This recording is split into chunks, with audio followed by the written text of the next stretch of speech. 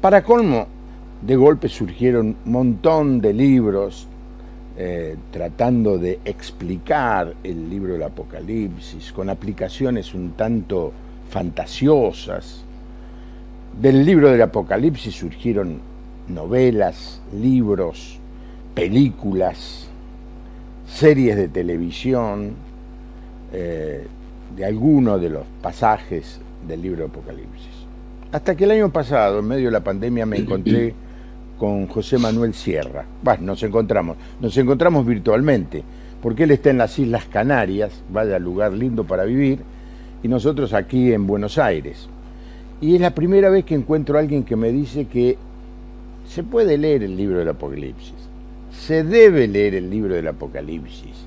Así que el programa de hoy tiene que ver un vuelo de pájaro sobre el libro de Apocalipsis, y yo le recomiendo, si usted es creyente, si usted tiene una Biblia cerca, que ahora en la introducción vaya buscando su Biblia para poder ir siguiendo la enseñanza que nos va a dar hoy José Manuel Sierra. José Manuel, un gusto tenerte en el programa en esta noche. Pastor, muchísimas gracias por contar conmigo una vez más para este programa.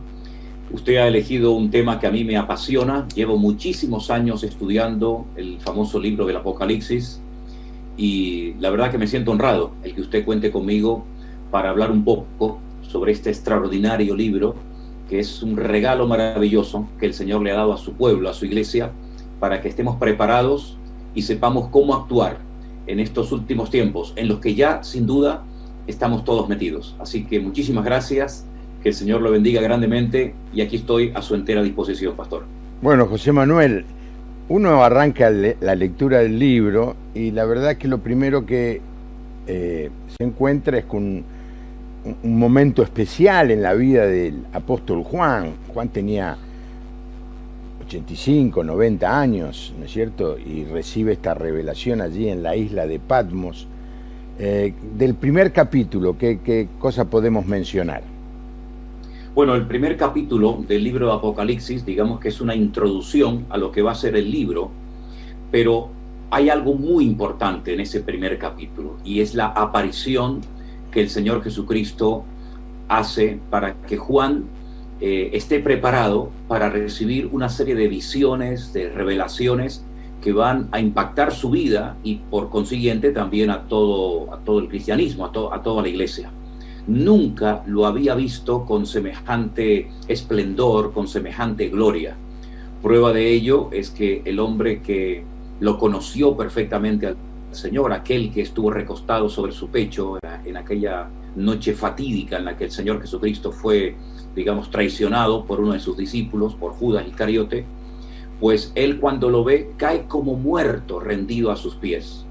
Pero las palabras de aliento, de ánimo y de consuelo que el Señor Jesucristo le da a Juan son tremendas. He aquí, yo estuve muerto y vivo por los siglos de los siglos, y tengo las llaves de la muerte y del Hades. No temas. Y a partir de esa revelación, a partir de esa presencia del Señor espectacular, es cuando Juan comienza a recibir una serie de mensajes que los va a dirigir a las famosas iglesias del Apocalipsis, las famosas 7 iglesias de Turquía, lo que sería Asia Menor antaño, y el apóstol Juan sabe perfectamente que se va a entrevistar con un Cristo vivo, glorioso, triunfante, resucitado, y esa es la introducción del libro. No podría ser más interesante. Sí, no, es emocionante porque le dice algo de lo que prediqué el domingo pasado, ¿no? No temas. Amén. En general, los hombres tenemos la tendencia a tener miedo. El Señor, con una voz amorosa, le dice: no temas, pero le va a mostrar algo extraordinario. Bueno, mencionaste el capítulo 2 y el capítulo 3, están las 7 cartas a estas 7 iglesias, no fundadas por Juan, pero pastoreadas a esta altura por Juan. Él estaba mayormente en Éfeso, y sus discípulos pastoreando estas otras 6 iglesias. Y luego llegamos al capítulo 4 y el 5, que digamos son los más conocidos, los que más se utilizan inclusive en las reuniones, en los cultos, en los momentos en que queremos exaltar al Señor. Háblanos un poquito de estos dos capítulos. Y el capítulo 4 nos habla acerca de una revelación que él tiene de la gloria de Dios, del cielo, y a continuación se lanza una pregunta, ¿no? ¿Quién va a ser digno de desatar un libro, un pergamino que está, digamos, protegido por 7 sellos que lo han tenido, digamos, oculto durante todo el tiempo, hasta que Juan llega y comienza a relatar lo que está escrito en el interior de ese pergamino, de ese libro, ¿no? El único digno que era capaz de abrirlo, de leerlo y de revelar lo que a continuación le va a mostrar a Juan fue el león de la tribu de Judá, el Cordero de Dios, el que quita el pecado del mundo, nada más y nada menos que nuestro Señor Jesucristo. Por lo tanto, esos dos capítulos, el 4 y el 5, es una preparación a lo que se viene, a toda la revelación de los sellos, las trompetas, las copas, que paulatinamente se van a ir desarrollando en un periodo de tiempo que lo conocemos como el nombre de la Gran Tribulación. Sí. Bueno, en el capítulo 6 de golpe aparecen, el 7, de golpe aparecen estos famosos 144.000 sellados. Exacto. Que han traído polvareda, porque hay una religión que no es cristiana, que se acerca al cristianismo, pero no es cristiana porque no reconoce que el Señor Jesucristo sea Dios, que son los testigos de Jehová. Mencionan mucho estos 144.000. Que está un poco raro, porque está entre el 5 y el 6, y luego vuelve a la visión de la multitud con vestidos blancos, ¿no? ¿Qué tiene que ver todo esto de los 144.000 en medio de esta visión de una gran celebración de millones de personas aclamando al Señor Jesucristo como Rey y Señor?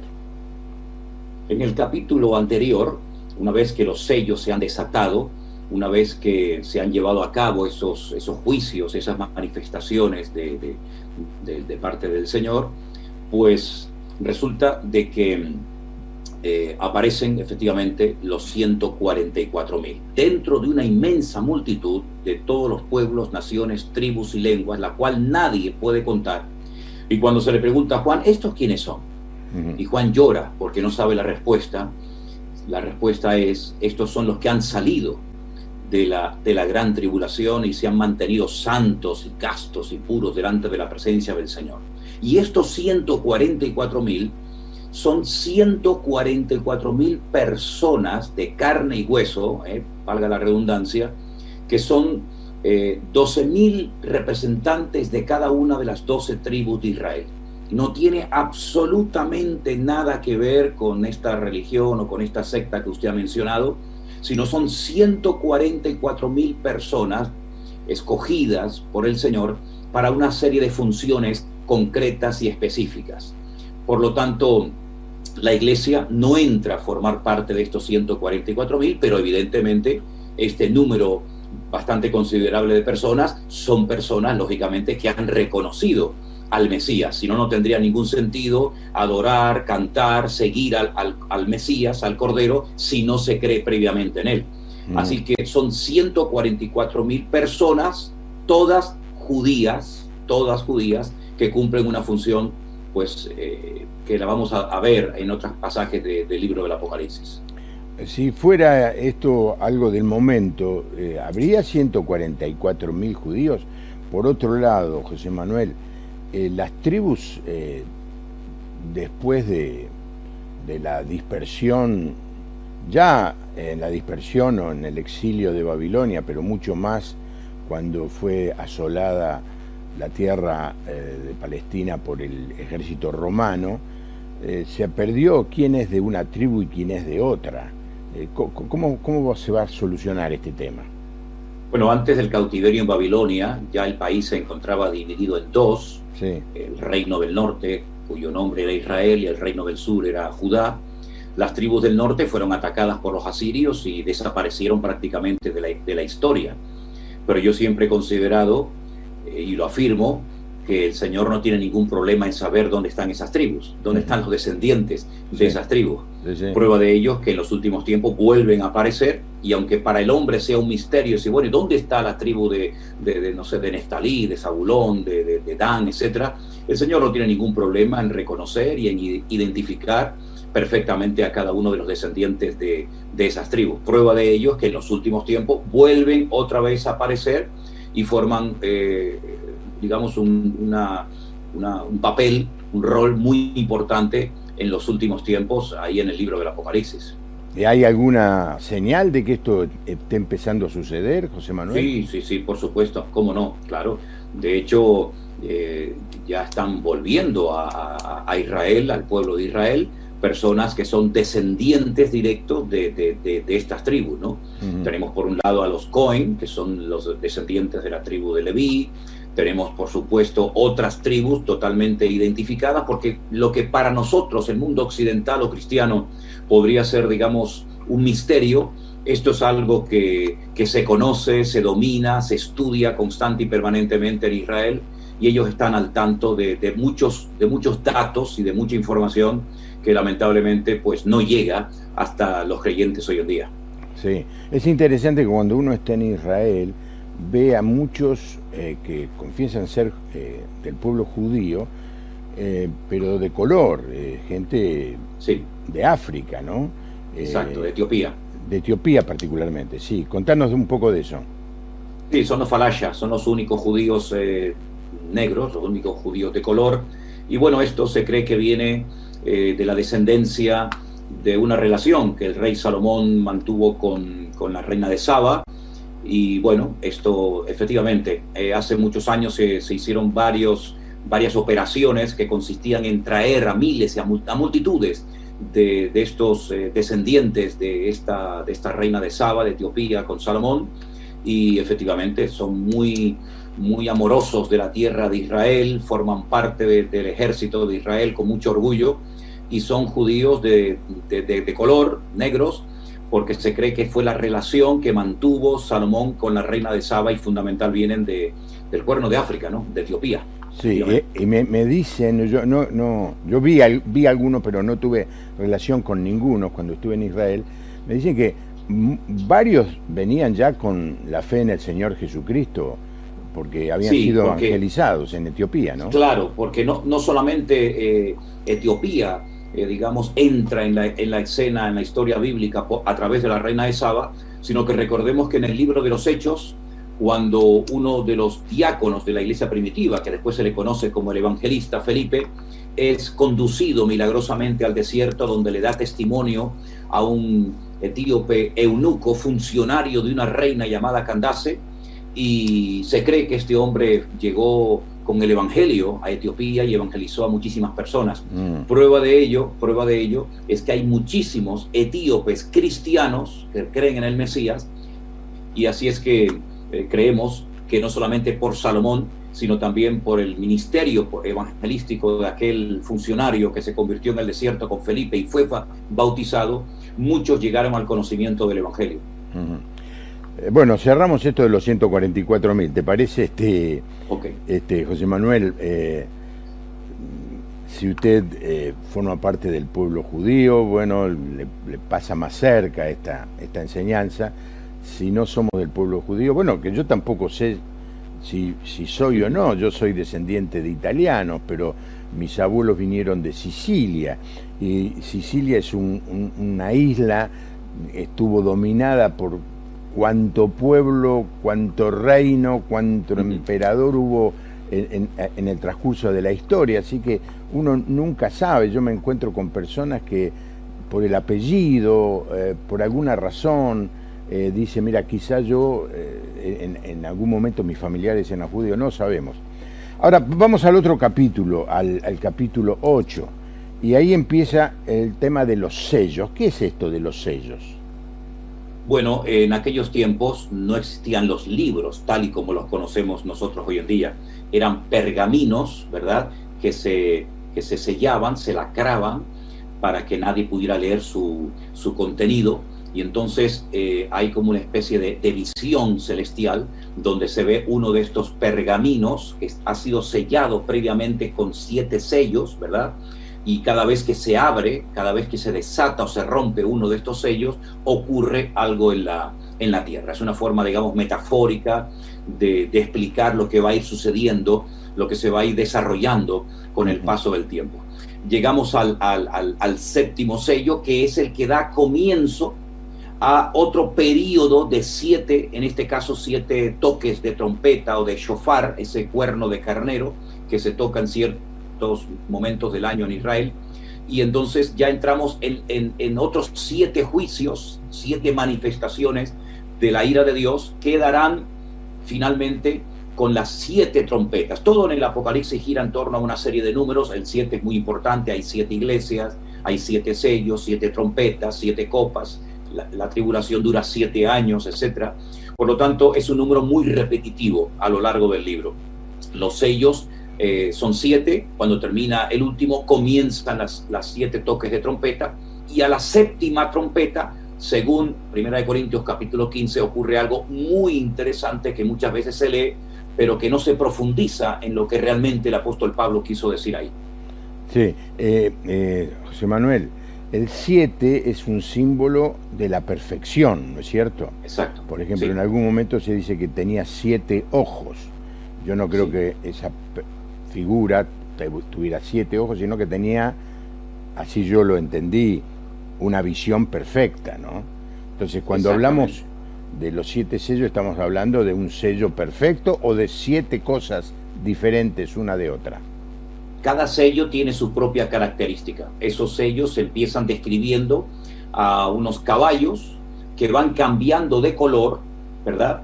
Es como una forma indirecta de hablar de quien lo monta, y entonces cuando esos caballos van cambiando de color, esto no es literal, es simplemente una forma simbólica o metafórica de hablar, van ocurriendo una serie de acontecimientos. Cada uno de estos sellos son independientes el uno del otro, pero al mismo tiempo forman un todo. Y hay que leer los 7 para saber realmente qué es lo que va a suceder, porque si extraemos uno solo y no explicamos, y no leemos el contexto, pues podemos sacar conclusiones totalmente equivocadas, como muchas veces ha sucedido. Sí, hay mucho temor, ya lo hablamos antes y creo que en la introducción lo dije, hay mucho temor porque se malinterpretan muchas metáforas o muchas figuras de este libro, ¿no? ¿Y las trompetas, qué significan las trompetas? Las 7 trompetas son 7 juicios. Cada vez que se toca una trompeta, ¿verdad?, ocurre algo en la tierra. Es decir, hay una repercusión en la tierra de lo que ocurre en el mundo espiritual. Nosotros los cristianos creemos que hay un mundo espiritual que no se ve, salvo excepciones que el Señor lo permite ver y contemplar. Y entonces todo lo que ocurre en el cielo, cada vez que se toca una de estas trompetas, acontecen cosas tremendas en el planeta Tierra. Porque, dicho sea de paso, toda la humanidad en los últimos tiempos, de una manera u otra, en unos lugares más, tal vez en otros lugares menos, va a ser afectada. ¿Sí? No habrá una nación sobre la faz de la tierra que quede impune, que quede, digamos, fuera de lo que Dios va a hacer en los últimos tiempos. Evidentemente, la geografía bíblica es muy reducida en comparación con lo que es hoy en día el mundo, pero todas las naciones de la tierra, todos los continentes, todos los imperios, entre comillas, van a ser sacudidos y van a saber que estamos viviendo tiempos difíciles, tiempos peligrosos, y que la venida de Cristo se aproxima a pasos agigantados. Porque este es el objetivo del Apocalipsis. Es ir preparando, sacudiendo a las naciones de la tierra, sobre todo al pueblo de Israel, para que finalmente reconozca que el Mesías viene y que viene a reinar y a revelarse y a poner sus pies sobre la tierra. Y, en fin, todos conocemos ya el resto de la historia, ¿verdad? En la quinta trompeta es cuando se dice que va a venir algo así como un meteorito o una estrella del cielo. Sí, exactamente. Habrá meteoritos ya hace mucho tiempo, ya la NASA y otros científicos vienen hablando acerca de la posibilidad de que caigan sobre la Tierra inmensos, enormes meteoritos. Ya han ocurrido a lo largo de la historia, hay registros históricos y hay lugares en el mundo donde se ve el impacto que estos meteoritos han producido. Y la Biblia está hablando muy claramente, nos revela de que las potencias serán conmovidas y enormes meteoritos impactarán en la Tierra. Y esto no es ciencia ficción, esto es lo que algunos presentan como ciencia ficción o como un argumento de alguna película, pero esto va a ser un hecho real. Si en los últimos tiempos cielo, mar y tierra van a ser sacudidos de alguna manera tremenda y los hombres se van a dar cuenta de ello. Sí.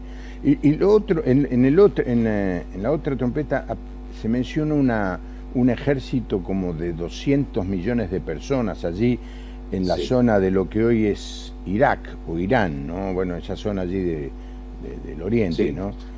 Sí, bueno, realmente por aquella zona fue donde empezó todo en lo que conocemos como la Mesopotamia, los ríos Tigris y Éufrates, ¿verdad?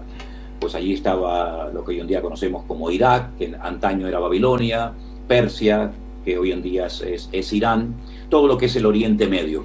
Claro, cuando Juan recibe esta cifra, la revelación de este ejército tremendamente numeroso, seguramente habrá quedado muy sorprendido porque en ese momento no había esa población a nivel mundial.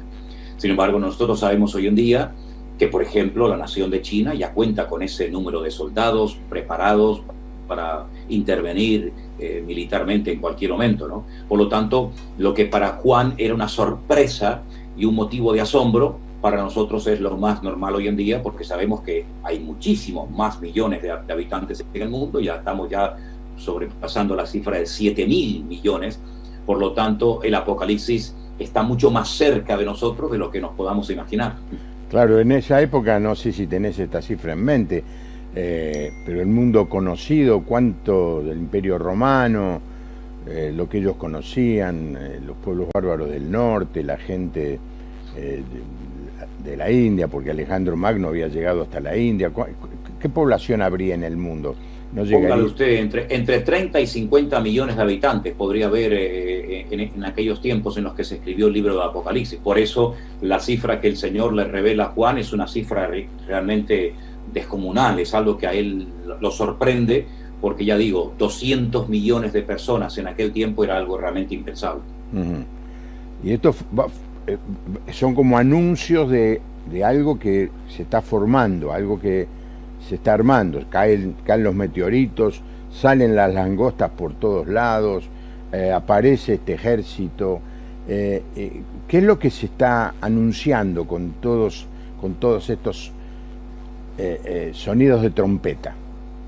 Bueno, la trompeta, los shofar, es un instrumento que se utiliza mucho en la Biblia. Ya desde la famosa batalla de Jericó se tocaron los cuernos de carnero, los famosos shofar, y las murallas de Jericó cayeron. Había trompetas de plata que el Señor mandó al pueblo de Israel construir a través de Moisés en la ley. Por lo tanto, es un instrumento que se utilizaba mucho para convocar, para llamar a la gente a la guerra. Los que hemos estado en el ejército sabemos perfectamente que muchos anuncios se daban con la trompeta. No hacía falta que nadie saliera con un megáfono, ¿no? y dijera, ahora hay que formar, ahora hay que levantarse, ahora hay que acostarse. Sino sabemos que con la trompeta se pueden decir muchísimas cosas, se pueden transmitir muchos mensajes.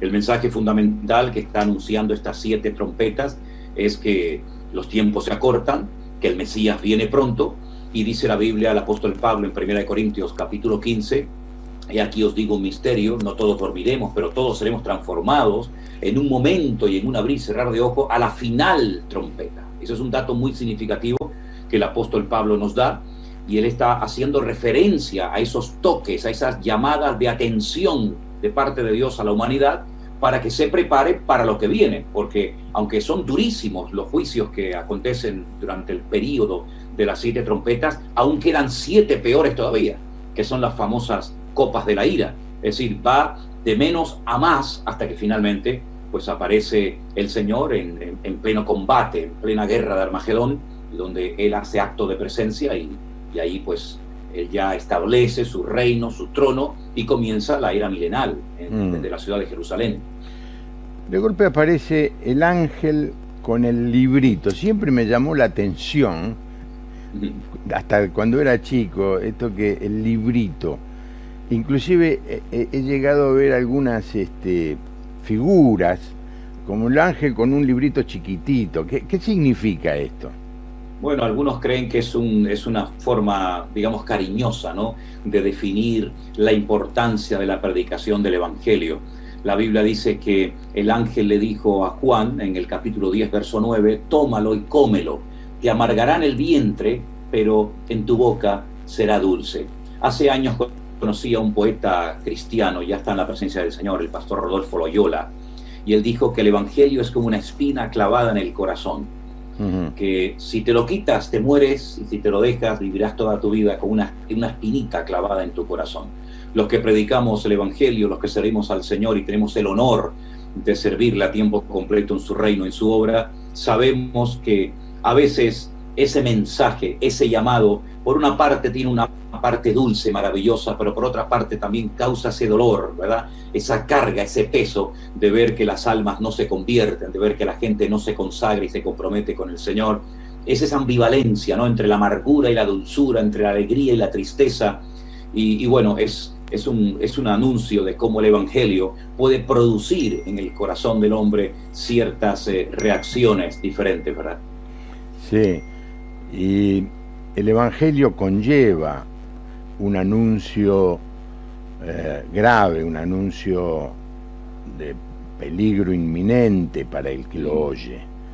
Le tenemos que decir al predicar el Evangelio que el ser humano está perdido, está destituido, desterrado de la presencia de Dios.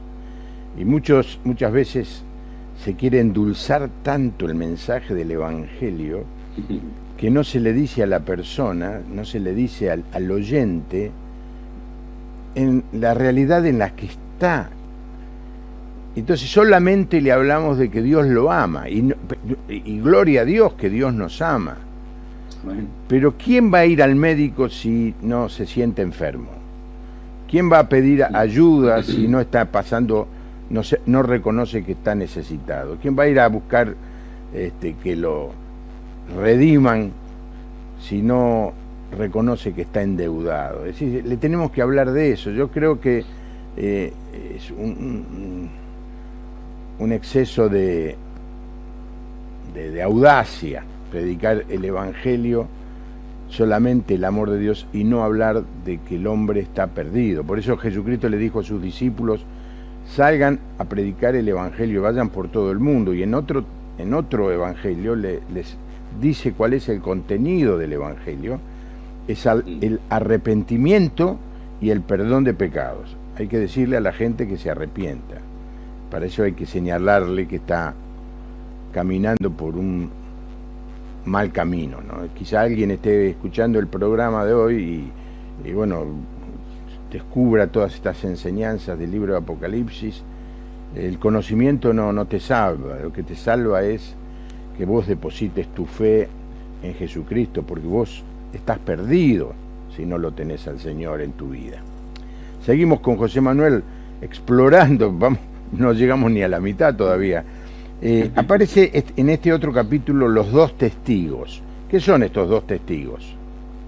Sí, los dos testigos, aunque algunos han tratado de ponerle nombre y de identificarlos, yo no voy a entrar en ese juego, porque si la Biblia no nos proporciona el nombre de estas dos personas, ¿quién soy yo para atreverme a decir son fulanito y menganito? Claro. Lo que sí sabemos es que los dos testigos son dos personas que van a estar predicando, volvemos otra vez a lo que usted decía, van a estar predicando el Evangelio durante una parte, la primera parte de la gran tribulación, que son 3 años y medio, y claro, sus ministerios se parecen mucho, por ejemplo, al de Moisés, al de Elías, por las cosas que hicieron, por las cosas que dijeron, pero en definitiva los dos testigos son dos personas de carne y hueso, cuya función es predicar durante 3 años y medio el Evangelio, sobre todo al pueblo de Israel desde la ciudad de Jerusalén, y finalmente a estas dos personas los matan, los tienen 3 días tirados en la calle como animales, como perros, lo cual es un auténtico insulto en esa cultura, y a los 3 días el Señor los levanta para sorpresa de las naciones, para sorpresa del mundo, a los ojos de todos, y son 2 personas que son tremendamente usados y poderosos en su ministerio para llevar a miles de personas a los pies de Cristo y reconocerlo como el verdadero Mesías. Eso es lo que podríamos decir a grandes rasgos de estos 2 testigos que ya fueron profetizados en el Antiguo Testamento por el profeta Zacarías, a los cuales se le llama mis 2 ungidos. Vos entonces estás diciendo, José Manuel, que en el medio de la tribulación va a haber predicación y va a haber conversiones. Totalmente, pero como nunca antes. De hecho, al principio del libro, aquel anciano le hace una pregunta a Juan, le muestra una multitud y le dice, esta multitud de todos los pueblos, naciones, tribus y lenguas, que nadie puede contar, esta gente quiénes son y de dónde vienen. Y la respuesta que recibe Juan es, estos son los que han salido de la gran tribulación y no se han manchado, no se han contaminado, han reconocido al Mesías. Por lo tanto, durante el periodo de la gran tribulación, millones de personas se convertirán. No nos quepa la menor duda, porque se va a predicar el Evangelio como nunca antes, por todos los medios habidos y por haber. Por lo tanto, claro que en la gran tribulación se predicará y mucho el Evangelio y habrá muchos resultados. Donde abunda el pecado, sobreabunda la gracia, dice la palabra del Señor, ¿verdad? Bueno, cada capítulo es como para un programa, ¿no, José Manuel? Sí. Digámoslo ahora, para que no se nos escape y yo no me olvide. José Manuel, nuestro invitado, José Manuel Sierra, de las islas allí en medio del Atlántico, Tenerife, la ciudad donde estás vos, José Manuel, ¿cuál es? Santa Cruz de Tenerife. Santa Cruz de Tenerife. Bueno, escribió un libro sobre el Apocalipsis. ¿Por qué no nos contás un poco para promocionarlo?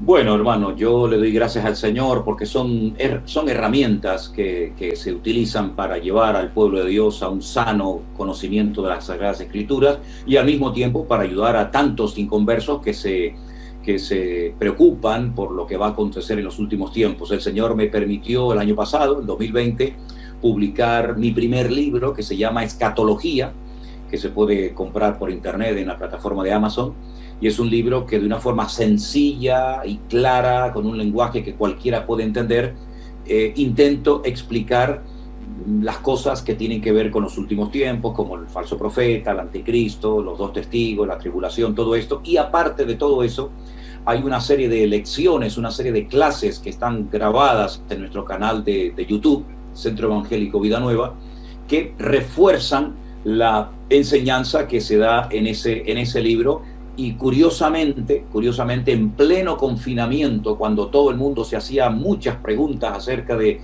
qué es lo que está ocurriendo, qué está sucediendo en todo el mundo, justamente en ese tiempo salió ese libro que fue de muchísima bendición para mucha gente en ese momento. José Manuel, ¿cuánto de inspiración, de revelación mística y cuánto de trabajo te llevó el libro? Bueno, yo le digo sinceramente, el estudiar es algo fundamental en la vida de todo siervo de Dios. Esto, claro, creemos en que Dios te puede inspirar, Dios te puede revelar, pero Dios te va a revelar lo que está escrito. Si Dios no te va a revelar algo nuevo que no está escrito en su palabra, si Dios te revela algo nuevo que no está en su palabra, dudo mucho de que eso te lo revele el Señor, porque el Señor no va a ir en contra de su palabra ni me va a dar a mí algo que ni Juan, ni Pablo, ni Pedro escribieron en su palabra, ¿no? Por lo tanto, es un esfuerzo, es un trabajo de estudio, de investigación de años, y todo eso se ha plasmado en ese libro, pero fundamentalmente es el resultado de estudiar y de escudriñar las Sagradas Escrituras, porque eso es un mandamiento bíblico, escudriñar las Escrituras, ¿verdad? Porque ellas dan testimonio de mí. Por lo tanto, ese libro es el fruto de años y años de estudio y de profundizar, no solamente en el libro del Apocalipsis, sino también en el libro de Daniel. Porque, permítame decir, pastor, que si no conoce uno y no ha leído y estudiado en profundidad el libro de Daniel, va a ser muy difícil poder interpretar cosas que se nos cuenta, que se nos relata en el libro del Apocalipsis. Son libros que van de la mano. uno depende del otro, por lo tanto son dos libros que se tienen que estudiar a la vez. Bueno, cada frase tuya me provoca algún comentario, pero no quiero abundar, ¿no? En primer lugar quiero decir, el libro de Daniel es un libro que está en lo que nosotros llamamos el Antiguo Testamento. Es un profeta del pueblo de Israel. Estuvo exilado desde que era adolescente, prácticamente exilado en Babilonia. Dios lo prosperó, llegó a ser un funcionario de alto rango, no en un imperio, sino en dos imperios. Y él recibió una revelación que es el libro de Daniel, lo que nosotros conocemos como el libro de Daniel, ¿no es cierto? Así que no está cerca del Apocalipsis, fue escrito, ¿cuántos? 600, 700 años antes de que el Señor Jesús naciera, y el libro de Apocalipsis fue escrito 60 años después de que el Señor Jesús dejara la tierra, ¿no? Así que hay muchos años en el medio. Por eso es lo importante lo que estaba diciendo José Manuel. Pero quiero resaltar algo. No me puedo callar, José Manuel, perdóname que te quite tiempo. Y es, la palabra de Dios está completa. Hay Amén. gente, y he escuchado pastores, buscando una nueva revelación, algo diferente, algo sorprendente, algo nuevo, algo fresco, palabras de ese tipo, para decir, Dios no, escuchen, lo he escuchado, José Manuel, Dios no puede limitarse a solamente revelar en un libro, se sigue revelando continuamente. Si usted escuche eso, déjeme darle un consejo, salga corriendo de ese Amén. lugar, salga Amén. corriendo de ese lugar. Dice, sea anatema cualquiera que agregue, no un capítulo, un signo de puntuación a lo que Dios Exacto. ya nos dio. ¿No es cierto? ¿Vos coincidís conmigo, José Manuel? Totalmente, pastor, totalmente. En el libro de Apocalipsis dice que maldito aquel que añadiere a las palabras de este libro, vendrán sobre él las plagas que están escritas en el libro, y maldito el que quitare, ¿no? La palabra de Dios, usted mismo lo ha dicho, está completa.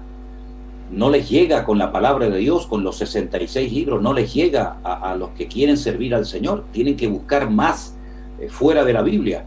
Hermanos, si hay creyentes que llevan toda la vida convertidos y toda la vida saltando de iglesia en iglesia y todavía ni se han terminado de leer el Nuevo Testamento, como para estar buscando fuera de la Escritura.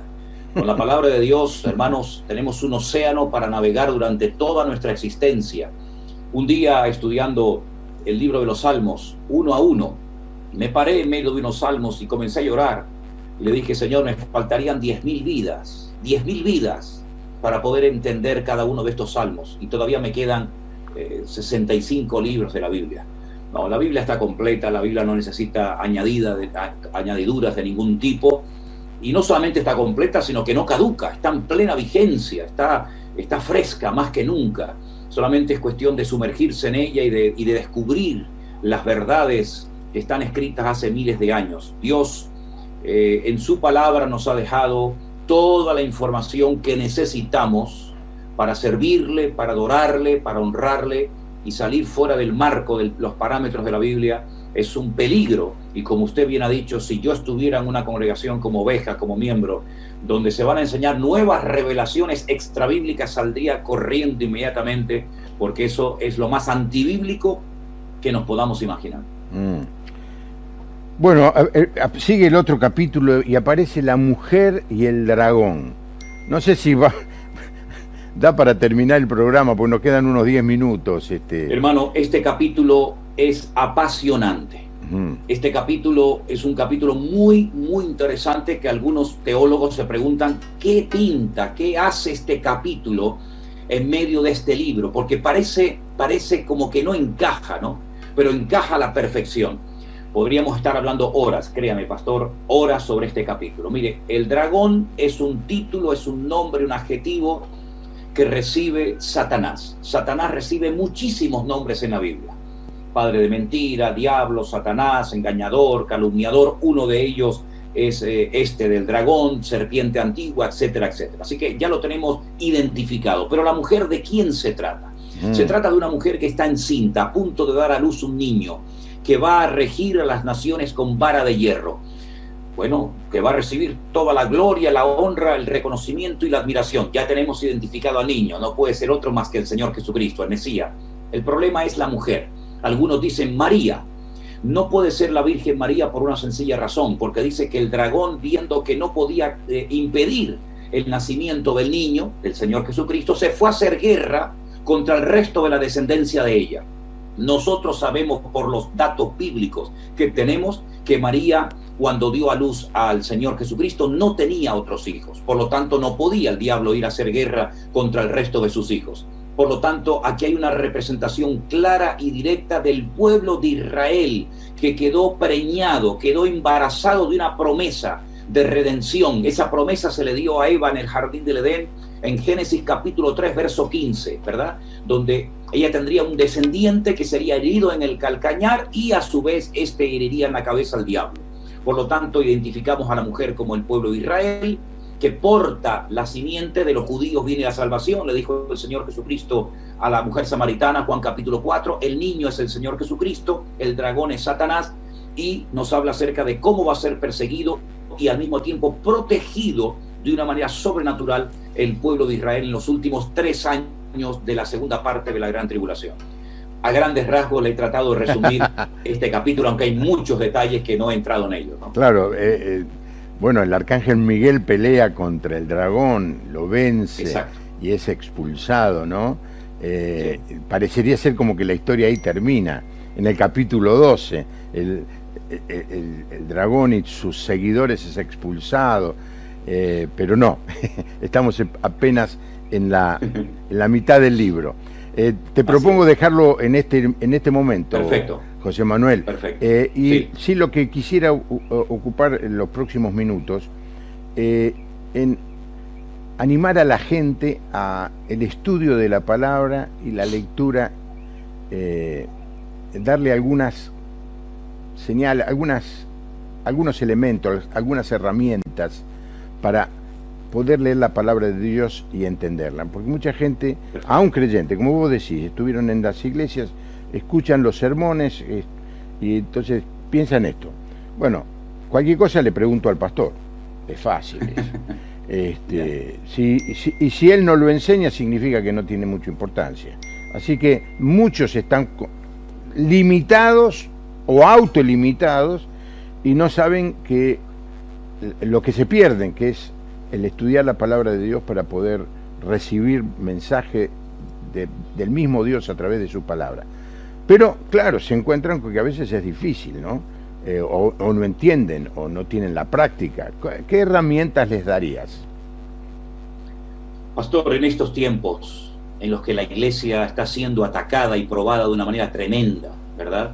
Todos lo estamos viviendo en carne propia. La iglesia necesita buscar a Dios con urgencia y refugiarse en la palabra de Dios, que es uno de los mejores regalos después de la salvación que el Señor le ha dado a su pueblo, para que tengamos ese mapa, esa brújula, a través del cual podamos conocer el corazón de Dios, las directrices que el Señor nos está dando en estos últimos tiempos, en los que Dios no para de hablar, pero en los que lamentablemente algunos con su lloriqueo, con sus quejas y con sus lamentos, no logran captar lo que el Señor está diciendo.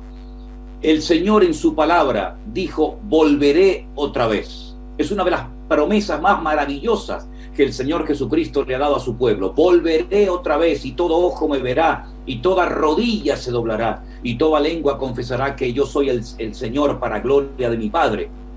Por lo tanto, animo a todos los cristianos y no cristianos a que comiencen, no digo solamente a leer, sino a estudiar la palabra de Dios, que es un libro matemáticamente perfecto, que contiene la mente, contiene el corazón de Dios, y a través de la lectura de este precioso libro que no ha caducado, libro que es único en su género, que está vivo, que es eficaz, que es como una espada que penetra y corta la ignorancia, las tinieblas y la oscuridad, a través de ese libro podemos saber lo que está a punto de suceder. Y lo más grandioso es que Cristo viene pronto. Esta es una gran verdad que tenemos que predicar a los cuatro vientos. Amada iglesia, Cristo viene pronto, nuestro amado Salvador, aquel que murió en la cruz y resucitó al tercer día, viene pronto. Prepárate, vela, ora, no pierdas el tiempo. No te dejes distraer, ni seducir, ni envenenar por falsas doctrinas, por juguetes que el diablo viene a poner delante de tu vida. Conságrate al Señor, lee su palabra. Ella es el pan que alimentará tu alma. Ella es el espejo en el que podrás ver tu condición espiritual. Ella es ese martillo que va a romper toda ligadura y atadura satánica en tu vida. Y ella es la lámpara que va a iluminar tu camino para que no llores, ni te asustes, ni tengas miedo en medio de la tormenta y oscuridad que viene. Porque el Señor ha prometido estar con nosotros todos los días hasta el fin del mundo. Y su palabra, hermanos, pasará el tiempo, el espacio, el cielo, la tierra pasarán, pero su palabra permanecerá por la eternidad. Por lo tanto, te animo, pueblo de Dios, les animo a todos ustedes a que comiencen a leer la Biblia, pídanle revelación, pídanle sabiduría al Señor y Dios te la va a dar. Empiecen a leer la Biblia si quieren desde el principio, no hay ningún problema, por el Nuevo Testamento, por donde quieran, pero empiecen ya a leer la Biblia, porque va a traer aliento, va a traer sanidad emocional, física, a tu mente, a tus emociones, y vas a poder vivir una vida cristiana en paz, tranquilo y seguro, sabiendo en quién hemos creído y confiado. Tremenda exhortación, José Manuel. Y cuando la empieza a leer, el consejo es, ya lo dijo José Manuel, ore al Señor, antes de leer, Señor, háblame a través de este pasaje que voy a leer. Y hágase algunas preguntas, yo le voy a sugerir algunas, porque yo sé que José Manuel lo va a decir. ¿Qué quiso decir este pasaje en el momento para el cual fue escrito? Y después, ¿qué me dice este pasaje a mí? A ver, amplíame un poquito esto que acabo de decir, José Manuel. Hermano, lo que usted está diciendo es de vital importancia para poder extraer las verdades de los textos bíblicos. Si me permite, y disculpe que lo diga, el Señor me permitió publicar un segundo libro el año pasado que se llama Homilética y Hermenéutica. La hermenéutica es la ciencia que nos ayuda a la correcta interpretación de los textos bíblicos y la homilética a exponer públicamente dicho conocimiento. Hay una serie de reglas de oro que no podemos quebrantar ni saltarnos para poder entender la palabra y aplicarla a nuestro diario vivir. Una de ellas es la que usted ha dicho. ¿Qué me está diciendo a mí este texto? ¿Por qué se escribió? ¿Cuándo se escribió? ¿A quién se escribió? ¿Es una profecía? ¿Es una promesa? ¿Es algo que se ha cumplido? ¿Fue algo específico para una persona o es algo genérico para todo el pueblo de Dios? La hermenéutica es una herramienta indispensable y en ese manual práctico y sencillo de entender doy las pautas para que cualquier creyente de una forma autodidacta, sin salir de su casa, pueda estudiar y disfrutar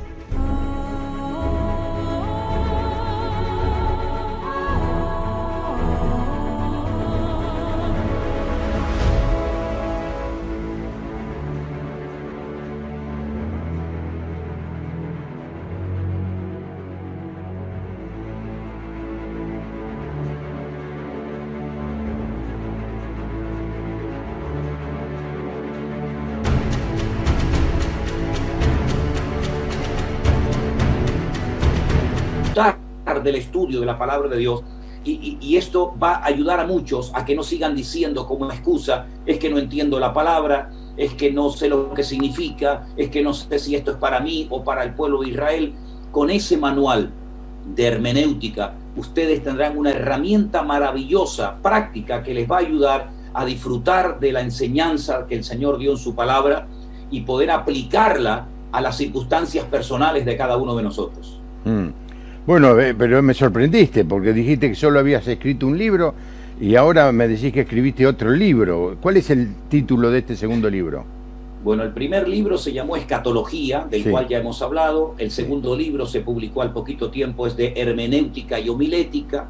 El tercer libro que publiqué es de Demonología. Explico y desarrollo todo el mundo espiritual, la realidad del mundo espiritual, la influencia que ejerce el mundo espiritual en nuestro mundo natural. El cuarto libro es mi devocional diario, que es un devocional que nos ayuda todos los días a desarrollar una disciplina y empezar el día con el Señor. Y luego está a punto de salir el siguiente, que es un libro que lo he titulado Educación Cristiana, que le va a ayudar al creyente a estar bien educado y bien preparado para no dejarse arrastrar y seducir por las mentiras que lamentablemente se han estado enseñando y divulgando desde muchos lugares en los últimos tiempos. Bueno, José María, qué bárbaro vivir en Tenerife, ¿eh? Esta tierra inspira a uno, ¿eh? Sí, sí, sí. Buena comida, no digo mediterránea, pero mucho pescado, ¿no es cierto? Mucho. Ay, ay, ay. Te había prometido ir a visitarte, perdóname que no cumplí mi promesa, pero... No, bueno, aún está a tiempo, no lo dé por zanjado, sí, aún queda tiempo, ¿eh? Lo voy a hacer. Muchísimas gracias, José María, por este rato que nos has regalado. Estoy seguro que ha significado de mucha enseñanza, ha motivado a otros a leer, y claro, te tengo que invitar o pedir que, bueno, digamos dentro de un par de meses podamos hacer otro programa con los próximos capítulos, ¿no? Que son tremendamente interesantes. Llegamos hasta el capítulo 12, así que nos quedan casi 10 capítulos para charlar. Nos da para otro programa, ¿no? Así es. Así que va a ser un gusto. ¿Te parece bien la propuesta, José Manuel?